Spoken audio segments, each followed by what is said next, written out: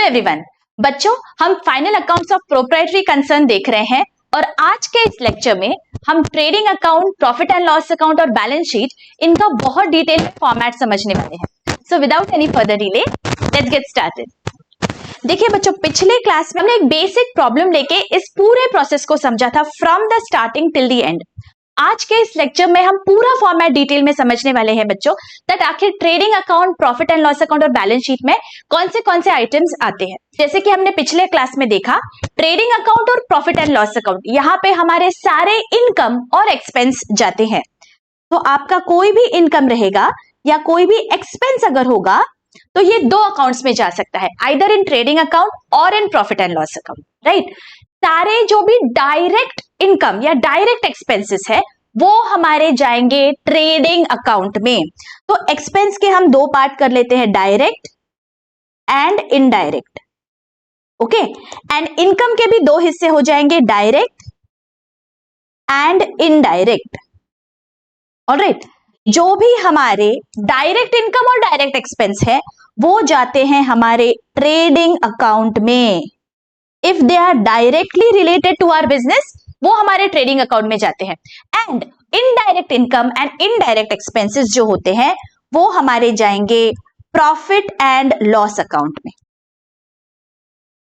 Alright, ये क्या होते हैं हम डिटेल में देखेंगे, but right now we just have to keep this in mind that direct अगर होंगे इनकम या expense, it will go to trading account, और इनडायरेक्ट अगर होंगे it will go to profit and loss account, ठीक है। Also all expenses will be debited, P&L हो या ट्रेडिंग हो, हमें डेबिट करना है।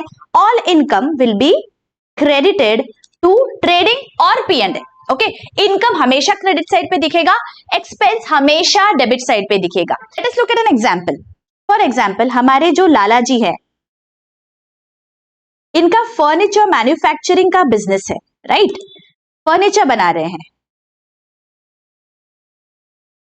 तो फर्नीचर बनाने के लिए अभी बच्चों आप you go into the shoes of Lala ji and try to understand, अगर फर्नीचर बन रहा है मतलब उनकी कोई फैक्ट्री होगी, राइट। एक फैक्ट्री प्रीमाइसेस है जहां पे ये फर्नीचर बन रहा है या असेंबल हो रहा है, कोई असेंबली यूनिट है। तो समझ लीजिए अगर फर्नीचर बन रहा है तो सबसे पहले क्या होगा, सबसे पहले वहां पे रॉ मटेरियल आएगा फर्नीचर बनने के लिए। तो सबसे पहले लाला जी क्या करेंगे, रॉ मटेरियल को खरीदेंगे, इजंट इट।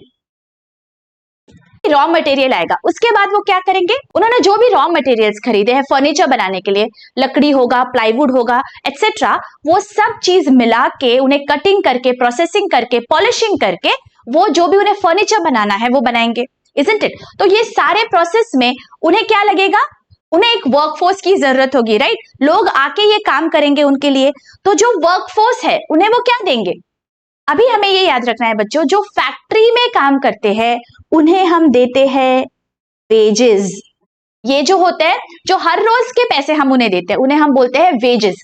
हर रोज हम उन्हें देते हैं मजदूरी, ओके। तो हमारे टर्म्स में हम उन्हें बोलेंगे वेजेस। जो ब्लू कॉलर्ड वर्कर्स होते हैं, ब्लू कॉलर्ड पीपल, उन्हें हम वेजेस देते हैं। तो फैक्ट्री प्रीमाइसेस पे जो काम कर रहे हैं उन्हें जो हम पैसा देते हैं उनके सर्विसेज के लिए, उसे हम बोलेंगे वेजेस, राइट। ये सब करने के लिए, कोई भी मैन्युफैक्चरिंग प्रोसेस करने के लिए बहुत बड़े बड़े मशीन्स की जरूरत होगी। तो लाला जी ने कुछ मशीन्स भी खरीदे होंगे, राइट। प्लांट एंड मशीनरी होगा। वो जो बिल्डिंग है वो भी शायद उन्होंने खरीदी होगी या फिर उन्होंने रेंट पे ली होगी। अभी हम सोचते हैं कि उन्होंने जो फैक्ट्री प्रीमाइसेस है ये भी खरीदा होगा। तो ये जो फैक्ट्री प्रीमाइसेस है ये भी लाला जी ने खरीदा, राइट। आप सोचिए from Lala ji point of view, from a business person point of view, कि उसे क्या क्या जरूरत होगी। तो फैक्ट्री में मशीनें चलेंगी कैसे, मशीन को क्या लगेगा चलने के लिए, इलेक्ट्रिसिटी की जरूरत होगी, राइट। लेकिन वो इलेक्ट्रिसिटी सिंपल इलेक्ट्रिसिटी नहीं होती है जो हमारे घरों में चलती है, that electricity needs a lot of power. तो ऐसी इलेक्ट्रिसिटी को हम हमारे टर्म्स में बोलेंगे फ्यूल, मोटिव पावर। जो बड़े बड़े इंजिन्स चल सकते हैं, बड़े बड़े मशीन्स चल सकते हैं, ऐसी जो इलेक्ट्रिसिटी होती है उसे हम बोलते हैं मोटिव पावर। या फिर शायद कोयले पे चल रहा होगा तो उसे हम बोलेंगे कोल, गैस, फ्यूल। जो भी चीज उन्हें लग रही है उनके मशीन्स को चलाने के लिए, वो यहाँ पे उन्हें एक्सपेंस लगेगा, इजंट इट। हमने ये तो कह दिया बच्चों दैट रॉ मटेरियल आएगा, लेकिन रॉ मटेरियल जहां से खरीदा है और जहां पे इनकी फैक्ट्री प्रीमाइसेस है वहां पे आएगा कैसे, ये तो हमने देखा ही नहीं, सिर्फ हमने बोला रॉ मटेरियल आ जाएगा और हमने सोचा कि बाबा पहुंच गया रॉ मटेरियल फैक्ट्री में। नहीं, रॉ मटेरियल जहां से खरीदा है सप्लायर से, उनके प्रीमाइसेस तक कैसे आएगा? उसे ट्रांसपोर्टेशन की जरूरत होगी, उसे लाना पड़ेगा, राइट? किसी और के दुकान से या किसी और कंट्री से या किसी और जगह से वो हमारे पास आएगा। तो इसके लिए कौन से एक्सपेंसेस होते हैं? इसे जो एक्सपेंसेस हम पे करते हैं for carrying the raw material till our factory premises, उसे हम बोलते हैं कैरेज इनवर्ड। देखिए the words that we are using, okay? Carriage inward मतलब मटेरियल इनवर्ड आने के लिए, गुड्स को अंदर आने के लिए बिजनेस में जो खर्चा किया till it reaches our factory premises, उसे हम बोलेंगे कैरेज इनवर्ड। इसे हम और वर्ड भी यूज कर सकते हैं जिसे हम बोलते हैं फ्रेट। ऐसा भी हो सकता है दैट आपने ये आउट ऑफ इंडिया से खरीदा है, तो अगर आपने आउट ऑफ इंडिया खरीदा तो आपको क्या देना पड़ेगा? आपको सरकार को पैसा देना पड़ता है, उसे हम क्या बोलते हैं? Custom duty. What is that? अगर आपने कुछ इंपोर्ट किया है तो आपको कुछ पैसा देना पड़ता है, कुछ टैक्सेस देने पड़ते हैं, that is our custom duty. और आपको क्या देना पड़ सकता है? आपको देना पड़ सकता है डॉक चार्जेस। अगर शिपमेंट आया है कोई, अगर सी से कुछ सामान आपने खरीदा है तो dock charges. See all expenses are not necessary, मैं सिर्फ बता रही हूं कि क्या क्या हो सकता है, क्या क्या ऑप्शंस है आपके पास। नॉट नेसेसरी कि सारे के सारे खर्चे आपको करने पड़ेंगे। अगर आपने इंपोर्ट ही नहीं किया तो कुछ आएगा नहीं, राइट? लेकिन अगर इंपोर्ट किया है तो इंपोर्ट ड्यूटी आएगी। शायद आप कोई ऐसी टेक्नोलॉजी यूज कर रहे हैं गुड्स मैन्युफैक्चरिंग करने के लिए जो किसी और की है, तो अगर किसी और की टेक्नोलॉजी को आप यूज करते हैं तो आप उसे कुछ पैसा देते हैं, उसे हम बोलते हैं रॉयल्टी। मतलब बाबा it is your technology but I want to use it so I will give you some money, उसे रॉयल्टी बोला जाता है। So everything that comes into picture when the goods are being manufactured, वो scenario के सारे expenses हम debit करेंगे हमारे ट्रेडिंग अकाउंट में। व्हाई? बिकॉज ये सब के बिना हमारा कुछ मैन्युफैक्चरिंग स्टार्ट ही नहीं हो सकता था। Unless and until we have the raw material in a factory premises, unless and until they are process, हमारा फिनिश गुड कैसे बनेगा और फिनिश गुड्स आगे बेचेंगे कैसे? तो जो भी फैक्ट्री प्रीमाइसेस से रिलेटेड एक्सपेंसेस है ये मैंने आपके सामने दिए हैं बच्चों, these will be debited to our trading account. Alright, correct. उसके बाद आपको और क्या क्या एक्सपेंसेस लग सकते हैं? एक बार आपने प्रोसेस कर दिया, आपका जो रॉ मटेरियल था उसका आपका फिनिश गुड बन गया, आपने कुछ चेयर्स बनाए हैं, कुछ सोफे बनाए हैं, कुछ बेड बनाए, कुछ टेबल बनाए, what ever you all have manufactured, ये अभी जाएगा आपके शोरूम में, इजंट इट? तो जो शोरूम है वो अगर आपने खुद का नहीं है, that means what are you paying for the showroom? You are paying rent for the showroom, right? और शोरूम में बस आपने ऐसे ही सब सजा दिया? शोरूम में बेचने के लिए आपने सेल्समैन को रखा होगा, इजंट इट? आपके कुछ एम्प्लॉइज होंगे जो आपका ऑफिस संभाल रहे होंगे, एडमिनिस्ट्रेशन संभाल रहे होंगे, तो उन्हें आप क्या देंगे?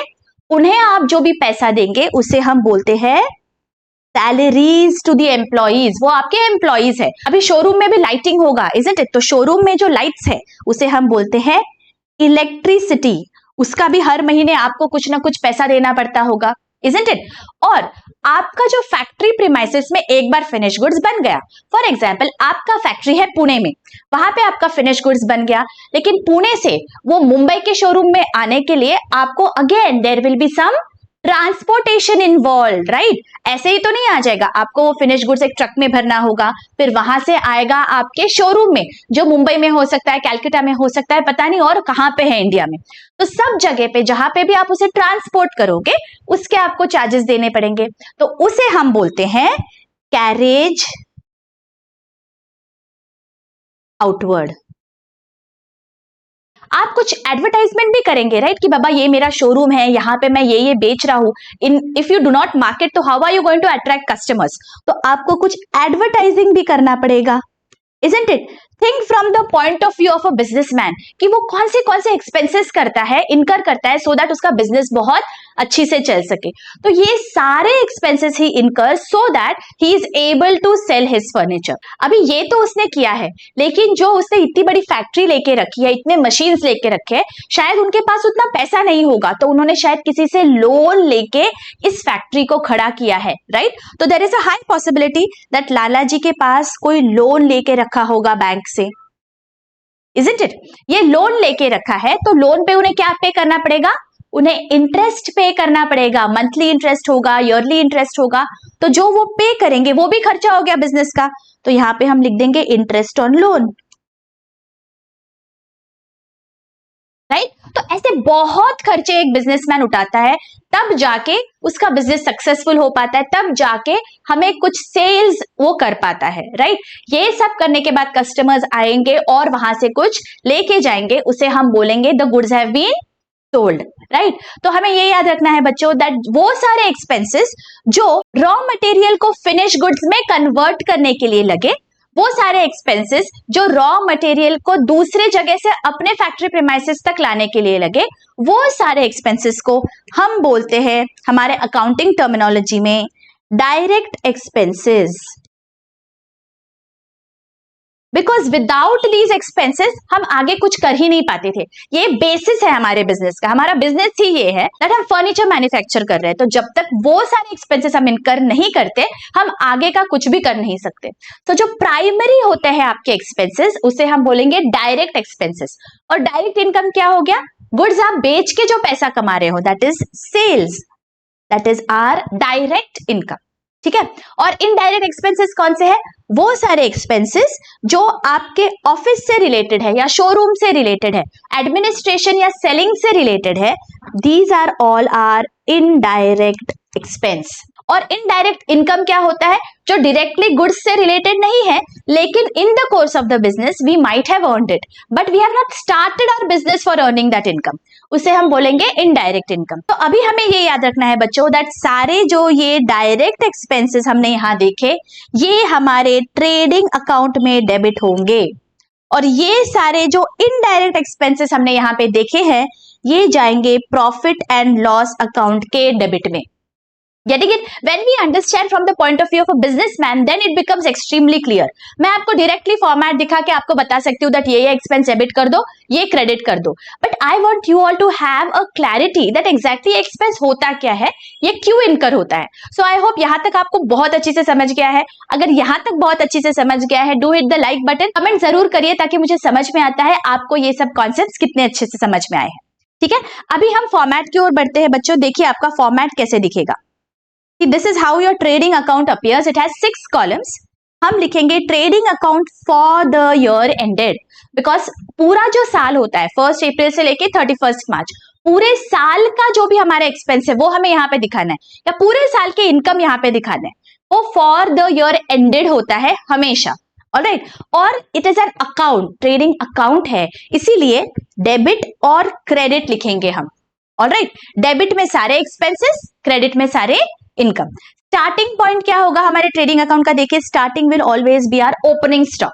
हमेशा हमें स्टार्टिंग पॉइंट ओपनिंग स्टॉक से करना है। ओपनिंग स्टॉक क्या होता है? पिछले साल का जो हमारा क्लोजिंग स्टॉक था, हमारा ओपनिंग स्टॉक होगा जो हम इस साल भी बेचने की कोशिश करेंगे, राइट? तो वो सबसे स्टार्टिंग पॉइंट होता है हमारे ट्रेडिंग अकाउंट में। ऑलराइट, उसके बाद आएंगे परचेजेस, जो आपने खरीदा है इस साल, गुड्स जो आपने खरीदे हैं वो आपको ट्रेडिंग अकाउंट में दिखाना है।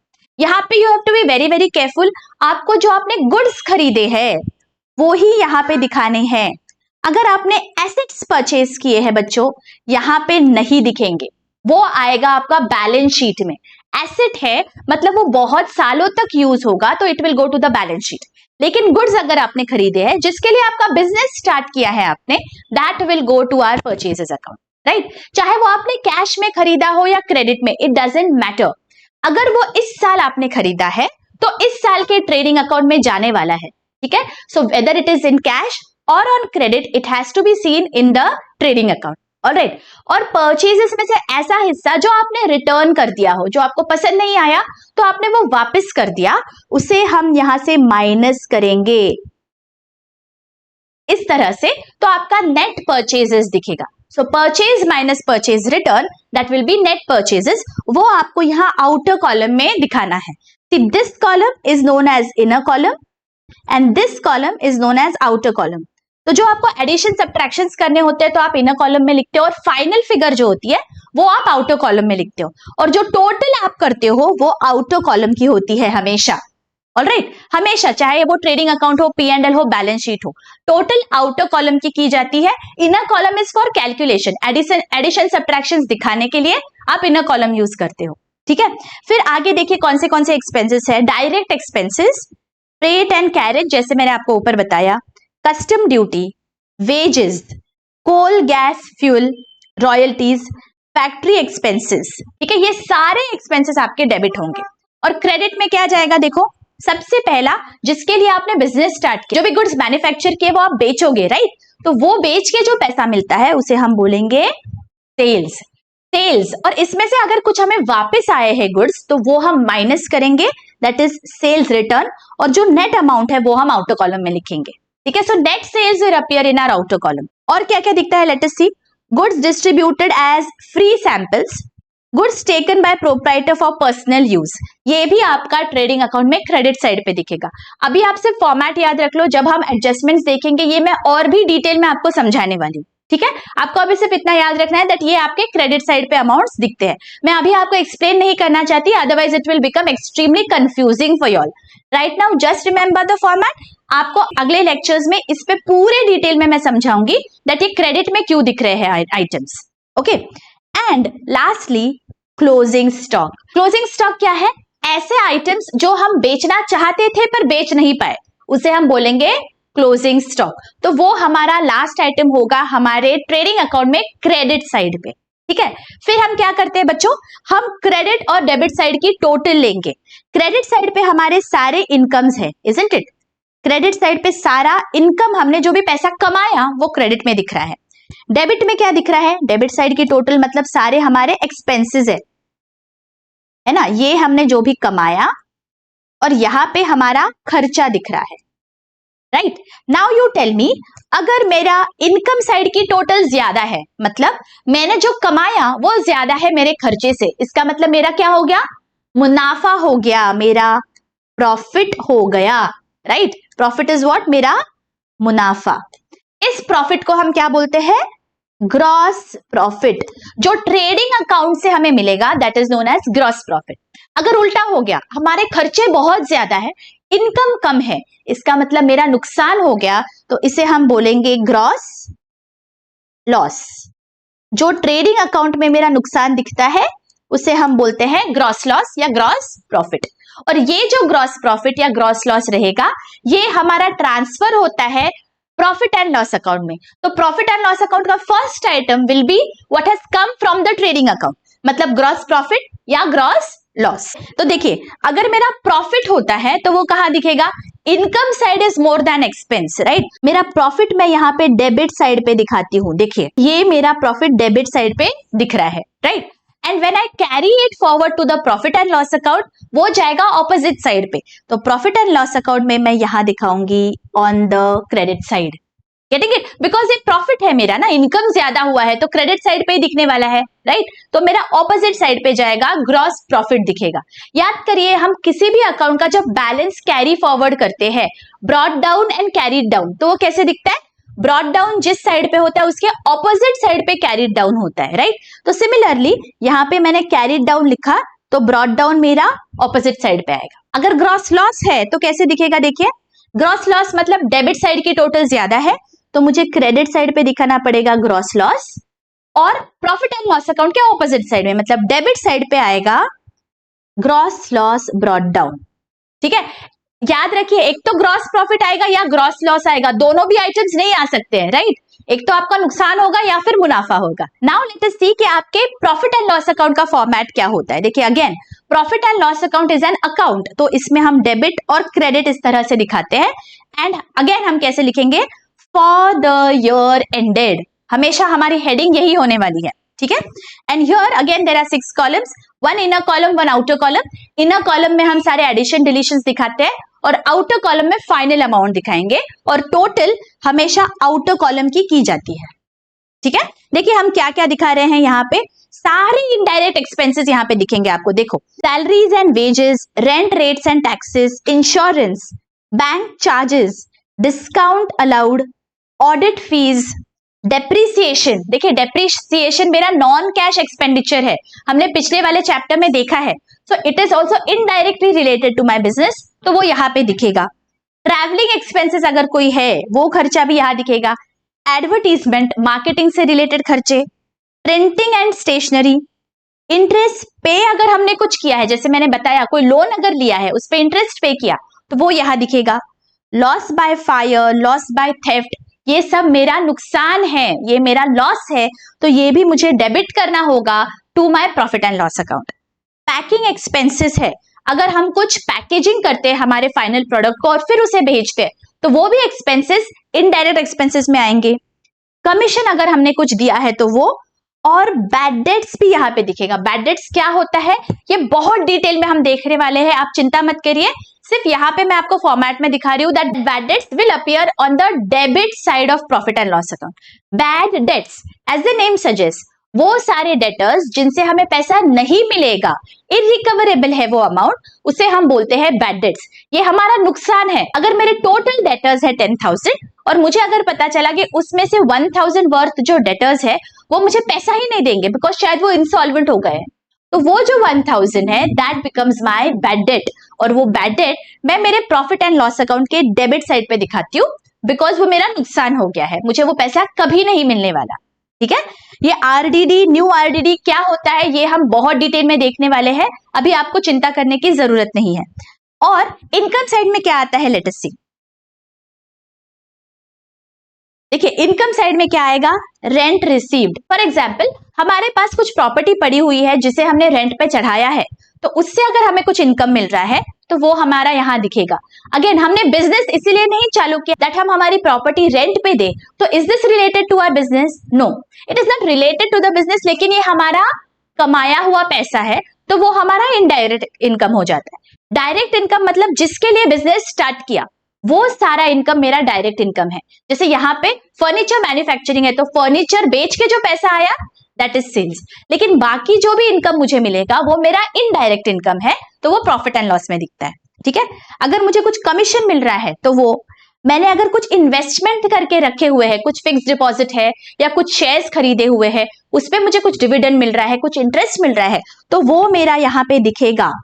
ओके, कुछ मिसलेनियस इनकम्स हो सकते हैं, और कुछ अगर मुझे डिस्काउंट मिला है मेरे क्रेडिटर्स से तो that also becomes my indirect income. Now again what are we going to do, profit and loss account में भी क्रेडिट साइड की टोटल करेंगे और डेबिट साइड की टोटल करेंगे। अगर क्रेडिट साइड की टोटल ज्यादा है इसका मतलब मेरा मुनाफा हो गया। इस मुनाफे को हम हमारे अकाउंटिंग टर्मिनोलॉजी में बोलते हैं नेट प्रॉफिट। नेट मतलब सारे एक्सपेंसेस जब मैंने माइनस कर दिए उसके बाद जो मेरे पास बचा that is my net profit, तो वो यहाँ पे दिखेगा नेट प्रॉफिट। ओके, और ये जो नेट प्रॉफिट है ये किसका है, this profit belongs to the person जिसके वजह से ये हुआ, मतलब प्रोप्राइटर। तो ये जो नेट प्रॉफिट है at the end of the accounting period it will go to the proprietor's capital account. अगर मेरी डेबिट साइड की टोटल ज्यादा है मेरे क्रेडिट साइड के कंपैरिजन में, मतलब मेरा खर्चा बहुत ज्यादा है और इनकम कम है, तो क्या हो जाएगा, मेरा नुकसान हो जाएगा, जिसे मैं अकाउंटिंग टर्म से बोलती हूँ this is my net loss. तो नेट लॉस इस तरह दिखेगा। On the credit side I am going to write down net loss, और ये नुकसान कहाँ जाएगा, ये जाएगा प्रोप्राइटर के अकाउंट में, बिकॉज नुकसान हो चाहे प्रॉफिट हो सब प्रोप्राइटर का होता है, तो ये again will be transferred to the proprietor's capital account. ठीक है, ये समझ में आया आपको किस तरह से फॉर्मेट दिखने वाला है। अभी हम बढ़ते हैं हमारे बैलेंस शीट की ओर।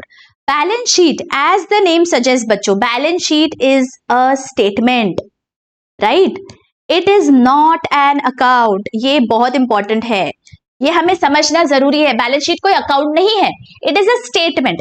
एक पर्टिकुलर डे पे आपके एसेट्स और आपकी लाइबिलिटीज क्या क्या है बिजनेस की, इसे हम बोलते हैं हमारा balance sheet. It is just a statement, it is not an account, और वो एक पर्टिकुलर डेट पे कितने एसेट्स और लाइबिलिटीज है वो दिखाता है, तो it is valid for that day. उसके बाद there might be some additions और डिलीशंस, तो इसीलिए balance sheet is always as on a particular date. देखिए बैलेंस शीट का फॉर्मेट देखेंगे, यहाँ पे देखिए as on 31 March, last day पे इतने एसेट्स थे और इतनी लाइबिलिटीज थी, तो इसे हम बोलते हैं as on a particular date. और यहाँ पे देखिए डेबिट क्रेडिट यहाँ नहीं दिखेगा आपको कुछ भी, because it is not an account. ठीक है, जो भी हमारे लेफ्ट हैंड साइड पे दिखते हैं उसे हम बोलते हैं लाइबिलिटीज, और जो राइट हैंड साइड पे दिखते हैं उसे हम बोलते हैं assets. As we know liabilities का बैलेंस क्या होता है, क्रेडिट, और एसेट्स का बैलेंस होता है डेबिट। राइट, हमें ये पता है, मैं बस आपको रिवाइज करवा रही हूँ। राइट, यहाँ पे भी हमने दो कॉलम्स बनाए हैं अमाउंट के लिए, एक इनर और एक आउटर कॉलम। इनर कॉलम में सारे एडिशंस डिलीशंस दिखेंगे, आउटर कॉलम में फाइनल अमाउंट दिखेगी, और टोटल हमेशा आउटर कॉलम की होती है। ठीक है। Now let us see one by one हमारे एसेट्स कौन से होते हैं। वो सारी चीजें जिससे हमें फ्यूचर इकोनॉमिक बेनिफिट होता है, चाहे वो कैश में हो या काइंड में हो, उन्हें हम एसेट्स बोलते हैं, राइट। हमारा ये बेसिक है, राइट। तो एसेट कौन से हैं, let us see. Cash in hand, cash at bank, ये हमारा पैसा है, ये हम अगले साल भी यूज करेंगे, राइट। बिल्स रिसीवेबल क्या होता है बच्चों, हमें आपको डिटेल में अभी नहीं है, ये क्लास 12th में आपको डिटेल में है। यहाँ पे आपको सिर्फ इतना समझना है, it is a negotiable instrument, it is similar to a cheque, not a cheque, it is similar to a cheque, जहां पे आपका जो डेटर है वो आपको लिख के देता है दैट 2 या 3 महीने के बाद या जितना भी वहां पे पीरियड मेंशन्ड होगा, उतने पीरियड के बाद मैं आपको कुछ पैसे दूंगा। ये जहां मेंशन्ड होता है उसे हम बोलते हैं बिल रिसीवेबल। एक तरह का वो बिल है जहां पे डेटर और क्रेडिटर दोनों का सिग्नेचर होता है, रेवेन्यू स्टैंप होता है, ठीक है। तो ये बिल रिसीवेबल हमारे लिए पैसा आने वाला है फ्यूचर में, तो इट बिकम्स आवर एसेट, ठीक है।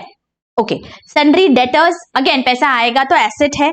Goodwill of the business, goodwill का क्या मतलब होता है, गुडविल मतलब बिजनेस का जो ब्रांड इमेज है, बिजनेस की जो रेप्यूटेशन है, जिसके वजह से हमारे कॉम्पिटिटर्स के कंपैरिजन में हमें ज्यादा पैसा मिल रहा है, कॉम्पिटिटर्स के कंपैरिजन में हमारा जो सेल्स है वो ज्यादा हो पा रहा है, इसे हम बोलते हैं हमारा गुडविल। ये एक ब्रांड इमेज है, सारे बिजनेसेस का गुडविल सेम नहीं होगा और गुडविल को हम टच और फील नहीं कर सकते, आप बोल नहीं सकते that this is the goodwill. लेकिन अगर आप कॉम्पिटिटर्स से कंपेयर करो तो कोई हर एक इंडस्ट्री में there will be some people who are at the top, there will be some businesses who are at the top. उनके सेल्स क्यों है सबसे ज्यादा, उन्हें क्यों लोग पैसे ज्यादा दे रहे हैं, उनके जो प्रोडक्ट्स है उन्हें लोग क्यों ज्यादा पैसे देके खरीद रहे हैं, because it has some brand image, it has some reputation that बाबा यहाँ के जो प्रोडक्ट्स है उनकी क्वालिटी बहुत अच्छी है। ये जो बिजनेस है ये बहुत सालों से चल रहा है, बहुत अच्छे डायरेक्टर्स है, इन्हें पता है एग्जैक्टली दैट इस बिजनेस को कहां तक लेके जाना है, they are able to do the business in a very good fashion. तो there might be an number of reasons जिसके वजह से एक रेप्यूटेशन बिल्ड होती है बिजनेस की, उसे हम हमारे अकाउंटिंग टर्म्स में बोलते हैं दिस इज अ गुडविल। तो ये एक बहुत इंपॉर्टेंट एसेट है हमारे बिजनेस का जो हम देख नहीं सकते हैं, it is our intangible asset. तो ये भी आपके एसेट साइड पे दिखेगा। Furniture, plant machinery, land and building, ये सारे क्या है, हमारे फिक्स्ड एसेट्स है, ठीक है। प्रीपेड एक्सपेंसेस, ये क्या होता है, हमने जर्नल एंट्रीज के वक्त बहुत डिटेल में देखा था बच्चों। सारे एक्सपेंसेस जो हम ड्यू डेट से पहले दे देते हैं वो हमारे प्रीपेड एक्सपेंस होते हैं और वो भी हमारा एसेट होता है। यहाँ पे भी जब हम एडजस्टमेंट्स देखेंगे फाइनल अकाउंट्स के तो और डिटेल में समझेंगे, ठीक है। Outstanding income is again our asset and lastly हमारा क्लोजिंग स्टॉक, अनसोल्ड जो भी स्टॉक है उसे हम बोलेंगे क्लोजिंग स्टॉक या इन्वेंट्री भी हम इसे बोल सकते हैं, ठीक है। Now let us move to the liabilities side. Liabilities side पे क्या क्या है देखो, सबसे पहली लायबिलिटी है capital of the proprietor. We know that the business and the proprietor are two different entities, right. Business अलग है और प्रोप्राइटर अलग है। तो प्रोप्राइटर ने जो पैसा दिया है बिजनेस को वो फ्यूचर में प्रोप्राइटर को हमें रिटर्न करना पड़ेगा जब हम बिजनेस क्लोज डाउन कर देंगे। तो that is the reason capital is our first liability, okay. तो वो हमारे लायबिलिटी साइड पे दिखेगा। इसमें हम क्या ऐड करेंगे, जो भी net profit and loss account से आया ना, देखिए ये जो नेट प्रॉफिट है ये हमने बोला ट्रांसफर टू कैपिटल अकाउंट, तो ये ऐड होगा हमारे कैपिटल अकाउंट में। भाई जो प्रॉफिट है ये प्रोप्राइटर को हम देंगे फ्यूचर में, तो it is our liability, so it will appear in the capital account, capital account में हम ऐड कर देंगे। सिमिलरली अगर लॉस हुआ तो कैपिटल अकाउंट से माइनस होगा, सी नेट लॉस, राइट। और अगर कोई इंटरेस्ट हम दे रहे हैं कैपिटल पे तो उसे भी हम ऐड करेंगे और ड्रॉइंग्स को हम माइनस करेंगे। ये हम डिटेल में समझने वाले हैं, ड्रॉइंग्स और इंटरेस्ट ऑन ड्रॉइंग्स क्या होता है, ठीक है। और जो भी फिगर आएगी उसे हम आउटर कॉलम में लिखेंगे, ठीक है। आगे bank loan, bank overdraft, bank से अगर हमने कुछ लोन लिया हुआ है तो वो भी हमारी लायबिलिटी बन जाती है। अगर कोई ओवरड्राफ्ट फैसिलिटी ली है बैंक से, that is also our liability. Sundry creditors, bills payable, जैसे मैंने बिल्स रिसीवेबल आपको बताया, सिमिलरली बिल्स पेएबल होता है। मतलब क्रेडिटर जो होते हैं हमारे, उन्हें हमने एक एक्सेप्टेंस दिया है और हमने कहा है कि बाबा 2, 3, 4 महीनों के बाद हम आपको उतना पैसा लौटा देंगे, और हमने साइन करके एक डॉक्यूमेंट दिया है हमारे क्रेडिटर्स को, वो हमारे लिए बन जाता है बिल्स पेएबल। तो again that becomes our liability. Then outstanding expenses and pre received income, ये सब मिला के हमारा लायबिलिटी बन जाता है। और हमारे लायबिलिटी साइड की हम टोटल करेंगे और एसेट साइड की टोटल करेंगे। एंड ये जो दोनों टोटल्स है बच्चों, ये हमेशा टैली होनी चाहिए। इसका क्या मतलब होता है, जो भी एसेट साइड की टोटल है सेम आपकी लायबिलिटी साइड की टोटल आनी चाहिए। There can not be any difference, because हम डबल एंट्री सिस्टम रहता है हमारे अकाउंटिंग में, तो जो भी एसेट साइड पे दिख रहा है उसकी टोटल और लायबिलिटी साइड की टोटल ये हमेशा सेम होनी चाहिए। आपने बहुत बार सुना होगा आपके सीनियर्स को कहते हुए दैट हमारा बैलेंस शीट टैली हो गया, अरे वाह एग्जाम में हमारा बैलेंस शीट टैली हो गया, या मेरा बैलेंस शीट तो टैली ही नहीं हुआ। तो ये बहुत इंपॉर्टेंट है, बैलेंस शीट जो हमारा होता है ये टैली होना चाहिए। टैली मतलब एसेट साइड की टोटल और लायबिलिटी साइड की total has to match, that means your balance sheet has tallied. अब यहां से आप भी सीखोगे कि बाबा बैलेंस शीट को हम टैली कैसे करते हैं, ये क्या क्या एडजस्टमेंट्स होती है, ये बहुत डिटेल में हम सीखने वाले हैं बच्चों। और ये वाला टॉपिक इतना इंपॉर्टेंट है, ये आपके ग्रेजुएशन पोस्ट ग्रेजुएशन लेवल में प्रोफेशनल डिग्रीज में आपके साथ रहने वाला है। एंड बिलीव मी ये बहुत ही इंटरेस्टिंग टॉपिक है। I don't know why some people create that image that ये वाला टॉपिक बहुत ही डिफिकल्ट है एंड आई डोंट नो कैसे करते हैं। अगर आपके कॉन्सेप्ट्स क्लियर है बच्चों, इससे सिंपल टॉपिक और कोई भी नहीं है। और अगर आप अकाउंटेंसी के स्टूडेंट हो, चाहे आप फ्यूचर में कुछ भी करें, बैलेंस शीट आपको रीड करते आने चाहिए बिजनेस में। आगे चल के आप चाहे जो प्रोफेशन में जाओगे, आप जब भी किसी भी कंपनी का बैलेंस शीट देखते हो वो आपको रीड करते आना चाहिए। और वो समझते कैसे आएगा, जब आप ये टॉपिक को बहुत अच्छी से समझोगे, सारे कॉन्सेप्ट्स को क्लियर कर लोगे, इजंट इट। तो ये बहुत ही इंटरेस्टिंग टॉपिक है बच्चों, आप क्लियर माइंड से सारे कॉन्सेप्ट समझो। और अगर कोई भी डाउट है मुझे आप कमेंट सेक्शन में पूछ सकते हैं। और बहुत अच्छी से समझ गया तो हमेशा की तरह कमेंट करना मत भूलिए, एक लाइक जरूर कर दीजिए। मिलती हूँ आपको अगले लेक्चर में। Till then take care, bye bye.